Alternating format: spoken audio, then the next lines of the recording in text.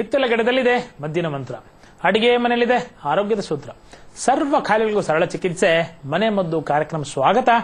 ನಾನು ನಿಮ್ಮ ಡಾಕ್ಟರ್ ಕಿಶೋರ್. ಪ್ರತಿನಿತ್ಯ ದೀರ್ಘಕಾಲೀನವಾದಂತಹ ಸಮಸ್ಯೆಗಳಿಗೆ ಯಶಸ್ವಿ, ಪ್ರಭಾವಿ, ಪರಿಣಾಮಕಾರಿಯಾದಂತಹ ಮನೆ ಮದ್ದನ್ನ ಆಯುರ್ವೇದಿಯ ದೃಷ್ಟಿಕೋನದಲ್ಲಿ ನಾನು ನಿಮ್ಗೆ ಹೇಳ್ತಾ ಬರ್ತಿದ್ದೀನಿ. ಇವತ್ತು ನಾನು ನಿಮ್ಗೆ ಹೇಳ್ತಕ್ಕಂತಹ ವಿಚಾರ ಸರ್ವೇ ಸಾಮಾನ್ಯವಾದಂತಹ ದೀರ್ಘಕಾಲೀನವಾದಂತಹ ಒಣಕೆಮ್ಮು. ಏನಿದು ಮೂರು ಪದ? ಸರ್ವೇ ಸಾಮಾನ್ಯ ಅಂತೀರಿ, ದೀರ್ಘಕಾಲ ಅಂತೀರಿ, ಒಣಕೆಮ್ಮು ಅಂತೀರಿ. ಸರ್ವೇ ಸಾಮಾನ್ಯವಾದಂತಹ ಅಂತ ಏನ್ ತಿಳ್ಕೊಂಡ್ವಿ, ದೀರ್ಘಕಾಲೀನ ಎಕ್ಸಾಕ್ಟ್ಲಿ 2 ವರ್ಷ 3 ವರ್ಷದಿಂದ ಈ ಸಮಸ್ಯೆ, ಈ ಒಣಕೆಮ್ಮಿನಿಂದ ಬಳಲ್ತಾನೆ ಇರ್ತಾರೆ. ಇದು ಪಾಪ ಅವ್ರಿಗೂ ತೊಂದರೆ, ಸಮಾಜದ ಮುಖ್ಯವಾಹಿನಿಯಲ್ಲಿ ಮುಜುಗರ, ಬೇರೆಯವ್ರಿಗೂ ಡೆಫಿನೆಟ್ಲಿ ಇರಿಟೇಷನ್.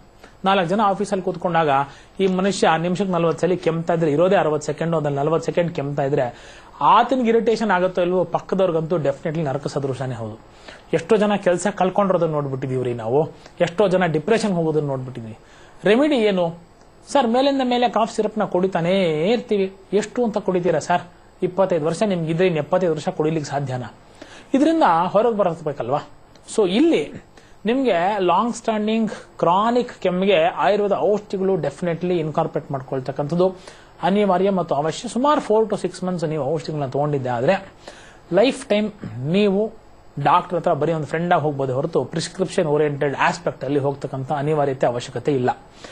ಎರಡನೇದು, ಈ ಡಾಕ್ಟ್ರು ಟ್ರೀಟ್ಮೆಂಟ್ ಬಿಟ್ಬಿಡ್ರಿ, ನಿಮಗೆ ನೀವು ಹೆಲ್ತಿ ಅಂತ ಅನಿಸ್ಬೇಕಲ್ವಾ? ಅದಕ್ಕೆ ಮನೆ ಮದ್ದು ಇವತ್ತೇ, ಈಗಲೇ, ಇಲ್ಲೇ, ಹಿಂಗೆ ಶುರು ಮಾಡಿ ಅಂತ. ಏನಾ ಮನೆ ಮದ್ದು ಅಂತೀರಾ? ಗುರುತು ಮಾಡ್ಕೊಳ್ಳಿ. ಲವಂಗ ನಮಗ್ ಗೊತ್ತು, ತುಳಸಿ ನಮಗ್ ಗೊತ್ತು, ವೀಳ್ಯದೆಲೆ ನಮಗ್ ಗೊತ್ತು. 3 ಇದ್ರೆ ಸಾಕ್ರಿ. ಲವಂಗನ ಚೆನ್ನಾಗಿ ಜಜ್ಜಿಬಿಟ್ಟು ನೀರಲ್ಲಿ ನೆನೆಸಿ ಸುಮಾರು 2 ರಿಂದ 3 ಅವರ್ ನೀರಲ್ಲಿ ನೆನೆಸ್ಬಿಟ್ಟು ಜಜ್ಜಿ ಪೇಸ್ಟ್ ಮಾಡ್ಕೊಳ್ಬೇಕು ಲವಂಗವನ್ನ. ಸ್ವಲ್ಪ ವಿಳ್ಯದೆಲೆ, ಸ್ವಲ್ಪ ಶ್ರೀಕೃಷ್ಣ ತುಳಸಿ, ಈ 3 ಚೆನ್ನಾಗಿ ಬ್ಲೆಂಡ್ ಮಾಡ್ತಕ್ಕಂಥದ್ದು. ಇದಕ್ಕೆ ಸುಮಾರು 1/2 ಚಮಚದಷ್ಟು ಹಳೆಯ ಜೇನುತುಪ್ಪವನ್ನ ಮಿಕ್ಸ್ ಮಾಡಿಕೊಂಡು ತಿನ್ಬಿಡ್ತಕ್ಕಂಥದ್ದು. 1 in 4 hours ತಿನ್ನಬೇಕು. ತಿಂದ ಆದ್ಮೇಲೆ ಸುಮ್ಮನೆ ನುಂಗು ನೀರು ಕುಡಿದ್ಬಿಡೋದಲ್ಲ, ಇದನ್ನ 10 ರಿಂದ 15 ನಿಮಿಷ ಚೆನ್ನಾಗಿ ಅಗೆದು ಜಿಗಿದು ತಿನ್ನತಕ್ಕಂಥ ಒಂದು ಪದ್ಧತಿ, ಪರಿಪಾಠವನ್ನ ಮಾಡ್ಕೊಳ್ಬೇಕು. ತುಂಬಾ ಸೂತ್ನಿಂಗ್ ಆಗಿರುತ್ತೀರಿ. ಇದು ಬರೀ ದೀರ್ಘಕಾಲೀನವಾದಂತಹ ಒಣಕೆಮ್ಮು ಅಷ್ಟೇ ಅಲ್ಲ, ನಿಮ್ಮ ಥ್ರೋಟ್ ಸೂತನಿಂಗ್ ಆಗಿ ಸ್ವರಭೇದ ಇದ್ರೆ, ಹಾರ್ಸ್ನೆಸ್ ಆಫ್ ವಾಯ್ಸ್ ಅಂತ ಏನ್ ಕರಿತೀವಲ್ಲ, ಅದನ್ನ ನಿವಾರಣೆ ಮಾಡ್ಕೊಳ್ತಕ್ಕಂತಹ ಶಕ್ತಿ, ಸಮರ್ಥತೆಯು ಕೂಡ ಈ ಒಂದು ಸಿಂಪಲ್ ಮನೆ ಮದ್ದಿಗೆ ಇದೆ ಅಂತಕ್ಕಂಥದ್ದು.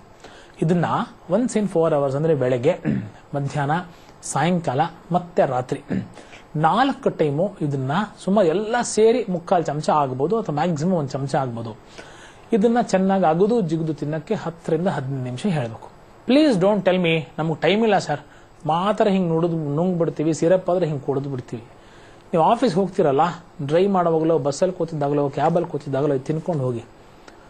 ನೀವು ಬೇರೆ ಅನ್ವಾಂಟೆಡ್ ಬಬಲ್ ಗಮ್ ತರ ಕೆಲಸಕ್ಕೆ ಬಾರದ ಅನಾವಶ್ಯಕವಾದಂತಹ ಖಾದ್ಯಗಳನ್ನ ಜಿಗಿದು ಅಗಿಯೋ ಬದಲಾಗಿ ಇದನ್ನ ಅಗದು ಜಿಗಿದ್ರೆ ಡೆಫಿನೆಟ್ಲಿ ಪೂರಕವಾಗಿ ನಿಮ್ಮ ಶರೀರಕ್ಕೆ ಅನೇಕ ವಿಧವಾದಂತಹ ಹೆಲ್ತ್ ಬೆನಿಫಿಟ್ಸ್ ನ ಇದು ತಂದು ಕೊಡುತ್ತೆ ಅಂತಕ್ಕಂಥದ್ದು point number 1. Point number 2, 6 to 8 days maximum. 2 ರಿಂದ 3 ದಿವಸದಲ್ಲೇ ಇದರ ಎಫೆಕ್ಟು, ಇದರ ಬೆನಿಫಿಟ್ ನಿಮ್ಗೆ ಗೊತ್ತಾಗುತ್ತೆ. 6 to 8 days ಮ್ಯಾಕ್ಸಿಮಮ್ ಅಂತಕ್ಕಂಥ ಮಾತನ್ನು ಹೇಳ್ತೀವಿ. ಆ 8 ದಿನಗಳಲ್ಲಿ ಈ ಒಣ ಶುಷ್ಕ ಕಾಸ ಅಂತ ಏನ್ ಕರಿತೀವಿ, ಮೇಲಿಂದ ಮೇಲೆ ಥ್ರೋಟ್ ಇರಿಟೇಷನ್, ಎಷ್ಟೋ ಜನಕ್ಕೆ ಫಸ್ಟ್ ಭಯ ಇರುತ್ತೆ, ಆಮೇಲೆ ಅಭ್ಯಾಸ ಆಗ್ಬಿಡುತ್ತೆ. ಮನುಷ್ಯ ಆವಾಗವಾಗ ಕೆಮ್ತಿರ್ತಾನೆ, ಒಂದು 2-3 ವರ್ಷ ಆದ್ಮೇಲೆ ಆವಾಗವಾಗ ಕೆಮ್ಮದೇ ಇರ್ತಾನೆ ಅಂತಕ್ಕಂತಹ ಪರಿಸ್ಥಿತಿಗೆ ಬಂದು ನಿಂತ್ಕೊಂಡ್ಬಿಡ್ತಾರೆ. ಸೊ ಅಂತಹ ವ್ಯಕ್ತಿಗಳು ಯಾರೋ ಪರ್ಸಿಸ್ಟೆಂಟ್ ಆಗಿ ಕೆಮ್ತಾನೇ ಇರ್ತಾರೋ, ಆಮೇಲೆ ಅವ್ರಿಗೆ ಟಿಬಿ ಇರಲ್ಲ, ಡಾಕ್ಟರ್ ಹತ್ರ ಹೋದ್ರೆ ಸಿಂಪ್ಟಮ್ಯಾಟಿಕ್ ಆಗಿ ಒಂದು ಕಾಫ್ ಸಿರಪ್, ಒಂದು ಲಾಸೆಂಜಸ್, ಚಪ್ಪುರಸ ಮಾತ್ರೇನೋ ಏನೋ ಒಂದು ಕೊಟ್ಟು, ಅಥವಾ ನಾವೇ self medication is bad, self irritation is mad ಅಂತ ಗೊತ್ತಿದ್ರು ಕೂಡ ಅನೇಕ ವಿಧವಾದಂತಹ ಜಾಹೀರಾತನ್ನು, ಬಿಟ್ಟಿ ಅಡ್ವೈಸ್ ಫ್ರೆಂಡ್ಸ್ ಕೊಡ್ತಕ್ಕಂಥದ್ದನ್ನು ನೋಡ್ಕೊಂಡ್ಬಿಟ್ಟು ಟ್ರೈ ಮಾಡ್ತೀನಿ ಅಂತ ನಥಿಂಗ್ ಕೂಡ ವರ್ಕ್ಡ್. ನಿಮ್ಗೆ ಏನೂ ಕೆಲಸ ಮಾಡಿಲ್ಲ, ಎಲ್ಲವನ್ನೂ ಪ್ರಯತ್ನ ಪ್ರಯೋಗಗಳು ಮಾಡಿರೋರು ಇದನ್ನ ಮಾಡಿ ನೋಡಿ.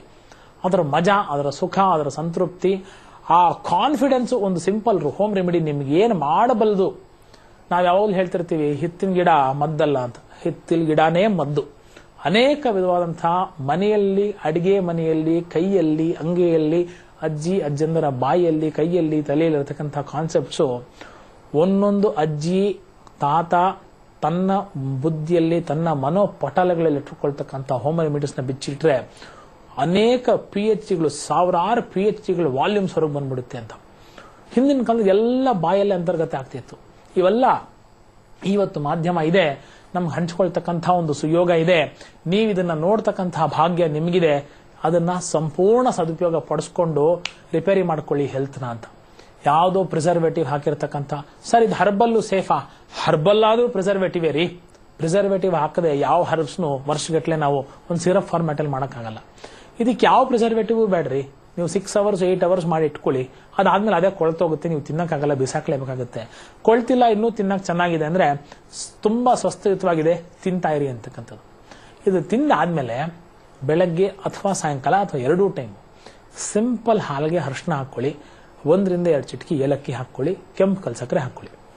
ಹಾಲು, ಅರಿಶಿನ, ಏಲಕ್ಕಿ, ಕೆಂಪು ಕಲ್ಸಕ್ಕರೆ 4 ಬ್ಲೆಂಡ್ ಮಾಡ್ಕೊಳ್ಳಿ. ಇದನ್ನ 10 ರಿಂದ 15 ನಿಮಿಷ ಅಗದು ತಿನ್ನಬೇಕು, ಜಿಗಿಬೇಕು ಅಂತ ಹೇಳಿದೆ. ಕಷಾಯಗಳು ಯಾವತ್ತು ಹೇಳ್ತಾ ಇರ್ತೀವಿ, ಕಿಶೋರ್ ಇಸ್ ಫೇಮಸ್ ಫಾರ್ ಕಷಾಯ ಅಂತ ಅನೇಕ ಜನ ಹೇಳ್ತಿರ್ತಾರೆ.